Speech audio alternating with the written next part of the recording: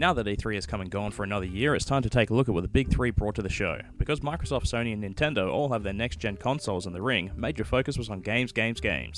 And games. Let's kick this puppy off by taking a look at Microsoft's press conference. The head of Microsoft's Xbox division, Microsoft Studios, began the show by talking and looking at multiple cameras.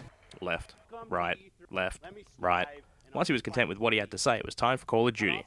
Back to the tradition of COD kicking off the Xbox show, a real-time demo of the game began. It starts off with a typical storyline of you and your crew being in some kind of crash and or crisis, needing to make your way to a base. Although this is the same, it's good to see COD doing something a bit different. Well, you know, different to their own stuff. I mean, hey, that gun looks like it belongs in Halo. And look at those ODST-style dropships. Hang on, is this a new Matrix game? At first I thought this giant piece of shrapnel was embedded right in his face. It was just his arm though. Here's an idea, maybe bring the arm with you? Forza 5 came next, and this guy talked about how many millions of billions of people play, and as a thank you, the new Burger Rings will be available right now as a special thank you. Oh wait, not Burger Rings, the Nürburgring, or however it's pronounced. Next we saw Revolve, the new game from the creators of Left 4 Dead, and it looks pretty cool. There's the expected 4-player co-op, but the 5th player gets to control the enemy. And look at this guy, it's like Davy Jones, a dog, and the Queen Alien made sweet love and gave birth to this. The beta begins later this year. Gameplay from Assassin's Creed Unity hit the screen next, and it was a 4-player online demonstration. Set during the French Revolution, the players were tasked with killing Marquis de Bouillon. Really? It's the frickin' revolution. Give it enough time and the people will kill them for you. It's nice to see the standard parkour style of traversing the world is still intact, but really? No one notices the ominous guy in the weird cloaks? Well, I guess they do now. Kind of reminds me of the Teenage Mutant Ninja Turtles. Teenage Mutant Ninja Turtles, Teenage Mutant Ninja Turtles, Teenage Mutant Ninja Turtles, heroes in a half shell, turtle power. Oh look, the people did kill him. No one expects the Dragon Age Inquisition. Oh wait, yes they do. Is that Black Angelina Jolie from Maleficent? People love dragons, especially killing them. The more astute of you may have noticed straight away that this was actually a trailer for Sunset Overdrive. This Fizco logo gave it away for me. But that made me go, huh? Did they change the graphical style? Nope, just a clever way to say that this isn't your typical shooter. And it sure isn't. The stylization's cool and looks similar to Prototype in gameplay. Just nowhere near as taking itself seriously. Emphasis was placed on that you... Yes, you! ...are the hero. Yeah, like you didn't practice that in the mirror. Sunset Overdrive drops on October 28th. Alright, I love how Capcom are poking fun at themselves with Super Ultra Dead Rising 3 Arcade Remix Hyper Edition EX Plus Alpha. Oh, and hey, it's available now. Next came the only mention of Kinect, and it was from Harmonix. At least they know how to make a Kinect game. The new Dance Central is coming soon as a downloadable title, and Fantasia Music Evolved will be out soon too. Fable Legends hit the screen now, and look, there's that chicken. This seems to be the natural evolution for Fable, 4-player co-op. After all, online is the future. Hey, it's Shrek. Girls, this is where it gets serious. A 5th player can also take charge of the bad guys too, having a godlike view of everything, playing kind of like an RTS. A trailer for Project Spark was next, and damn, all male voice actors sound like Nolan North to me nowadays. Really? Where's the rest of your game? Holy crap, a new Conker game! Oh wait, no it's not. This is gonna be shit. Thanks for killing my childhood a bit more, Microsoft. Now this looks like a game I'd play. Ori and the Blind Forest. It's got a happy glowy flying cat thing. And hang on. Did that giant owl just kill the Panda Man? But that's so sad. I want this game. Next there was a pre-recorded interview session with many developers being asked if they could be any character, who would they be?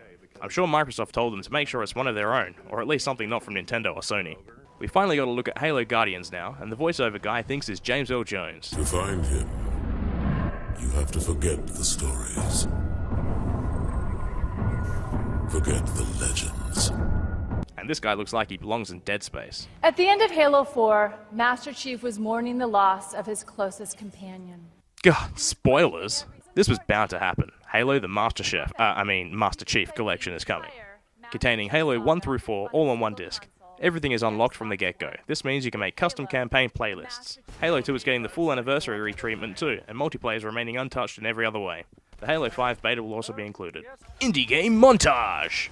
Coming to the Xbox One we have Aztez, Night Squad, that's Night with a K, Plague Inc. Evolved, White Knight, that's Night with an N, Earthlock, Felix the Cat, Cuphead, Hyperlight Drifter, Lifeless Planet, Slash Dash, Fru, Lovers in a Dangerous Space-Time, Mighty Number 9, Grave, Threes, Phoenix Rage, Wolf, whatever this hashtag game says, Hellraid, and Below.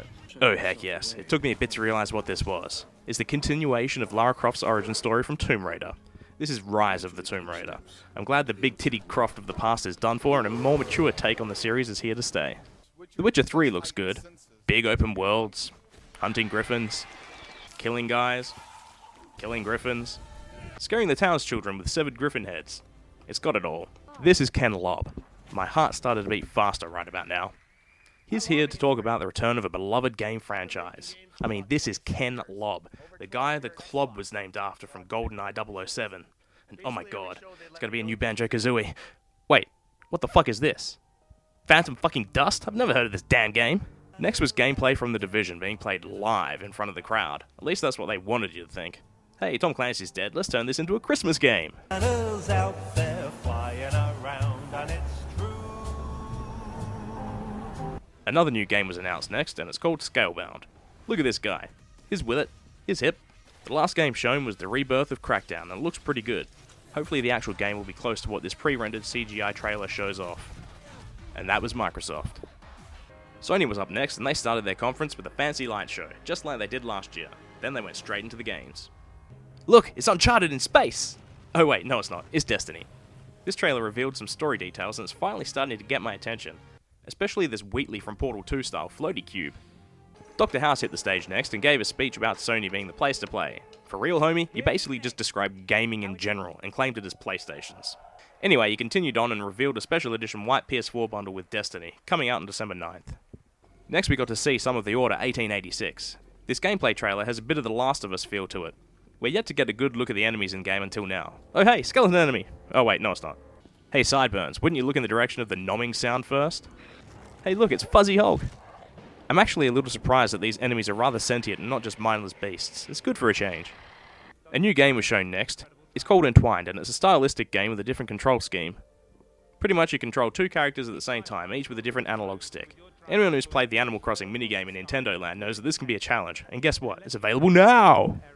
There was also a quick mention on new DLC for Infamous Second Son called First Light. It drops this August. And now my giddiness entered full throttle mode with the announcement of Little Big Planet 3. I didn't think they would do it, but they done did. There was a roar from the crowd and an overreaction from this woman on stage. The style is classic Little Big Planet, and the graphics on PS4 look tasty. There's new added depth, so we aren't going to be limited to just 3 layers, which will add a lot more to gameplay. Along with new power-ups also come new sackfolk. First is the weird-looking wall-jumping Oddsock.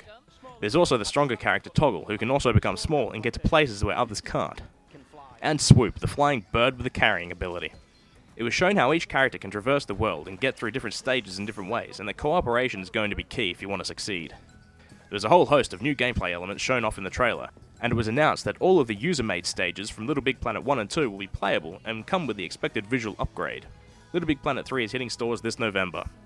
Here's a new game, it's called Bloodborne. Apparently it's the spiritual successor to Demon's Souls. I'll have to take your word for it. I don't play Demon's Souls. This was the gameplay demo for Far Cry 4, and it looks pretty interesting. There's some nice effects going on that hopefully make it into the final build. There also seems to be quite the variety of ways of getting from point A to point B. There's also vehicle hopping and wingsuit gliding. Oh, and angry elephants. It's also boasted that the game is 4-player online co-op, and only one of the people playing needs to own the actual game. The future, people! Next, this guy came on stage to share some most likely fake fan letters to the crowd. He mentioned that a recurring theme was people asking for zombies. Enter this lol-worthy trailer for Dead Island 2. I'm a big fan of the original Dead Island, so hopefully this will live up to my expectations. According to this pre-rendered trailer, gameplay is going to take place in Los Angeles, so maybe it should be called Dead State instead? Just saying. Shown off next was some Battlefield Hardline, or as I like to call it, Explosion Fest 2014. We got an RPG! Your charge is good! Moving with the package.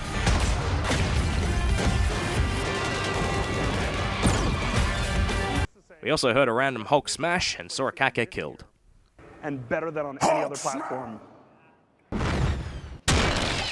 Trying to be humorous, we now had a fake letter read to us from some little girl. In reality, it was Tim Schafer, or as Sony like to call him, Tim motherfucking Schafer. I can live with this deception, as it was an announcement for the remake of Grim Fandango. Now came a montage of games coming from the publisher Devolver Digital. Making their console debuts on Sony systems are Broforce for PS4 and Vita, Titan Souls for PS4 and Vita, which looks like a game full of Zelda bosses, Not a Hero for PS4 and Vita, Hotline Miami for all current Sony platforms, and the Talos principle for PS4. The next game from Suda51 was also announced, and it does look very Suda51. It's called Let It Die, and it appears to be rather violent. I for one am appalled by this content and think it should be banned. Just kidding, bring on the gore. This is Abzu, the next game from the people who brought us Journey. Nothing was explained about the game at all. All we know is that it's underwater and it looks pretty. Now this is an interesting game, No Man's Sky. It's a, and I quote, procedural infinite game. This means things are generated randomly and forever. Apparently every player will begin their game on a different planet with different terrain, features and creatures. At this stage it just looks like an exploration game, but we're assured that there is gameplay of some such involved. Dr. House came back on stage and talked about Project Morpheus for about as long as it took me to say this sentence. We've got a new man on stage now, Sean Layden, and he talked about a bunch of numbers. Then he announced YouTube and YouTube streaming for the PS4, along with some new Playroom content. If you're not sure, Playroom's that thing with their camera, yeah, no one uses it. Sean went on to talk about free-to-play games and how there are many of them coming to the PlayStation family of consoles. He emphasized how these games are free-to-play, and that free-to-play means free-to-play. Oh, he forgot to mention only certain features are available for free, and that certain features are available for a fee. Regardless, there are some good-looking games coming to both PS4 and Vita that you can play to some extent without forking over some coin. Should probably add an asterisk to that. PlayStation Now also got a mention. In North America, the open beta will be available from July 31st for PS4, and then soon afterwards for PS3 and Vita. There will be about 100 games available during this beta phase. Next, we got a list of games coming to Vita for the near future. Unfortunately, I don't think any of them are new or exclusive titles. What a shame. There was also a quick mention of PSTV, and when you include PS Now, most Vita games, Disney Infinity 2, and a bunch of PSP and PS Classics, it will launch with over 1,000 games. Oh yeah, speaking of PS Now, it was also mentioned that the service will be available to selected Bravia TVs. All you need is a DualShock 3 controller. Not to be outdone in the non-interactive entertainment department by Microsoft, Sony showed off a trailer for the new Ratchet & Clank movie. It looks like one giant cutscene, and hopefully it won't be lacking in the story and comedy departments. Also, a new show called Powers is in development. It's a Sony exclusive and is based on the comic book of the same name. This guy looks like he should be in a comic book. The show will be out in December in the US, and the first episode will be free to watch. Also, if you're a PlayStation Plus subscriber, you get to watch the whole series for free. So, we know The Last of Us is coming to PS4, which is fine and all, but the trailer looks more or less like the PS3 version. But that just might be how I remember it though. Not sure if that's a good or bad thing. Either way, it's going to be available this July. Now this is the good stuff. A new trailer for Metal Gear Solid 5, The Phantom Pain, cut together by Hideo Kojima himself. This is one of my most anticipated games, and after a taste we got from Ground Zeroes, the wait's going to feel even longer. This trailer is pretty much here just to show Big Boss starting to turn into the bad guy he becomes, and what it took to get him there. It raises a few more questions and gives no answers. No release date has been given except for 1984. Way to troll, Kojima. Grand Theft Auto 5, coming to next gen and PC later this year. Not much to say here, it looks pretty. Better visuals. Frankly, it's expected. Oh, and you can transfer your old gen game saves to next gen, so that's handy. Damn it, I know I'm going to have to buy it again. Next was Batman Arkham Knight, and that's Knight with a K. I'm not big on the Batman games, but this does look pretty awesome. It's dark and gritty looking world and feels like a Batman movie, especially when it's gliding around. Last but not least, we finally got to see some Uncharted 4. It really was just an announced trailer of sorts though. All made in game, and it looks pretty amazing. It also seems like Naughty Dog are making Nate look a bit more like Nathan Fillion. Coincidence? The tiny bit of storyline given was that Nate had retired from the thieving world and has been out of the game for quite some time. But, for some reason, he must get back into it and sounds like he's dragging Sully along with him. Hopefully Naughty Dog are making Sully more Bruce Campbell-y. Moving on to Nintendo. Even though they followed suit from last year and decided to forego a traditional press conference and instead opted for a pre-recorded digital event, things were still a little different for Nintendo this year. Thanks to some help from the Robot Chicken guys, they made their mark straight out of the gates. There were some really funny moments poking fun at themselves, their fans, and their beloved franchises. Without any real introduction, an epic fight scene between Nintendo President Satoru Iwata and President and CEO of Nintendo North America, Reggie, insert surname here, broke out. The whole point of this was to introduce Mii's being playable characters in the new Smash Bros. Game. Oh great, we all said. Well, at least I did. I'm a bit tired of seeing Mii's everywhere, and I was half expecting to hear that the integration was going to be similar to that of Mario Golf on the 3DS, which you may as well call Mii Golf. But no, these Mii's seem to be fully fledged fighters, joining the roster. There's no way I'd use a Mii. Maybe a Hitler Mii, but... Along with this, there was a formal introduction to Nintendo's NFC figurines, or NFP as they call it, or as it's officially branded, Amiibo. Iwata demoed how a figure can be used in Smash Bros. To bring in some fighting help to destroy your enemies. There was also a crap ton of game modes for the 3DS version of the game shown off. Like, a real crap ton. At least this means it's not going to be Smash Bros. Lite. Reggie came back and explained a bit about how the Amiibo toys work. Pretty much Nintendo will release several lines of toys and you'll run out of money buying them all. The toys are a bit more advanced than your Skylanders and Disney Infinity toys though. These things can be used across multiple titles and can even store data on them. Them some damn pretty memory cards. Oh yeah, and Smash Bros. For 3DS is out on October 3rd. For this next game, we open in a yarn shop. Yes, finally, the release of Nintendo Knitting Machine. Oh wait, it's Yarn Yoshi, or as it's known now, Yoshi's Woolly World. A much better title for adult Nintendo fans to ask for. Even though the game is reminiscent of Kirby's Epic Yarn, the gameplay is more open and hopefully more difficult. Tell me, does this look like the kind of guy who would make a Yoshi game? Or to be into knitting? The game is pretty much the spiritual successor to Yoshi's story. Also, I think there should be a collector's edition that comes with one of these things. This next announcement made me jump out of my chair and shout, "Oh heck yes peeps, this is it right here!" Well, the language was more colourful, but I think you get my meaning. Captain Toad is my jam. Anyone who's played the Captain Toad stages in Super Mario 3D World knows how awesome they are, and I always said if there was a game of just these, I'd buy the shit out of it. Bigger stages and more enemies and more items. Coming this year apparently too. Eiji Aonuma was up next and talked about the new Zelda title for a bit, mentioning how he wants to continue down the path of losing the normal Zelda conventions from the last decade or so. He said he also wants to bring Zelda back to being a true vast open world. The art style of the game was also shown off, and I could hear the early morning screams of many Zelda fans echoing across the darkened sky. I could already imagine the crying rants in the forums. Now, I have no issue with this art style. It looks like a cross between Skyward Sword, Twilight Princess, and Wind Waker. Using the old cliche, Aonuma said you can even walk to those mountains in the background. People have been comparing it to the world of Skyrim because of that. I compare it to the world of Zelda. Suddenly the trailer kicked in. Apparently this is made using the in-game engine too, and it isn't a cutscene. It's meant to be gameplay. Hopefully the camera's been jazzed up for this demo, otherwise it might be rather impossible to play.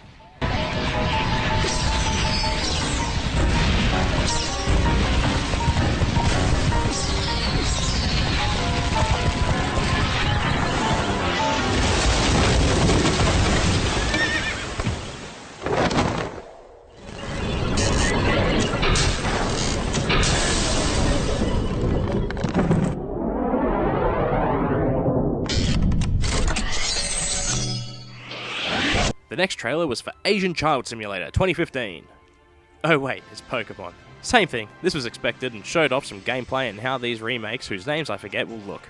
Making another E3 appearance this year was Bayonetta 2. I can't say that I really care for it, mainly because I hate the voice acting, specifically the over-the-top British accents. If you do like the game though, good news, it comes with an enhanced version of the original Bayonetta. Here's Hyrule Warriors, or as I like to call it, Pretend Zelda game. I'm probably not going to play it because these types of games scare me. Not in an alien coming at you kind of way, or a let's talk about why life exists and we're all going to die kind of way. More of a, I'm going to suck at this kind of way. Next was another game that probably had me waking up the neighbours with my high-pitched fangirl screams, Kirby and the Rainbow Curse. Being the sequel to one of my favourite DS games of all time, this title sees the touchscreen game make its way to the Wii U. The art style's a bit different. Surprise, surprise, this is Nintendo. The entire world and the environment is made from clay, including the pink puffball himself. Unfortunately, it's not due out until sometime next year. Xenoblade Chronicles X. This is the obligatory Japanese game that I won't play. When I first saw the leak for this next game, I didn't actually think it was legit. Turns out I was wrong and the game looks awesome. It's Mario Maker for the Wii U. It gives you all the tools you need to create your own Mario stages with bricks, pipes, enemies and more. Be prepared to see many stages featuring giant penises and curse words spelled out in Koopa Troopers. The game will have skins from many different games in the series, and honestly, I have enough trouble on some Nintendo-made stages, let alone what some 8-year-old's gonna throw at me. Up next was a new IP from Nintendo called Splatoon. It's a third-person shooter suitable for the whole family. Sure, most 6-year-olds play Call of Duty anyway, but this game looks more appropriate and more fun. The idea behind it is that you and your team must cover the stage with as much ink as possible, beating out your opponents. The gimmick, though, is your character can morph into a squid and can swim through the ink faster than walking as a human. It's a good idea, but there's gonna have to be some different stages and a bunch of gameplay modes to make it last. Now I just need to make some friends to play this with. Not content with what was already shown, Nintendo announced another Smash Bros. Fighter. It was Lady Palutena from Kid Icarus. Yeah, I was like, who the freak is this as well? Doesn't make much of a difference to me anyway, as I only ever play as Pikachu. Finally, Shiggy made an appearance and hinted at a game we already knew was in development, thanks to Time Magazine leaking the story. Star Fox is being made for Wii U. There were also some games announced after the digital event, such as Mario Party 10, Mario vs. Donkey Kong, and Codename Steam for 3DS. But seeming Nintendo didn't deem them worthy to talk about during the main show, I'm not going to talk about them either. Well, that was E3. A crap ton of game announcements and my wallet is already starting to bleed, especially if I'm going to have to buy all those Amiibo figurines. If there's any game that I missed, feel free to talk about it in the comments, and make sure you check out my blog, I Suck at Video Games. You might even win a prize. Note, no actual prize available.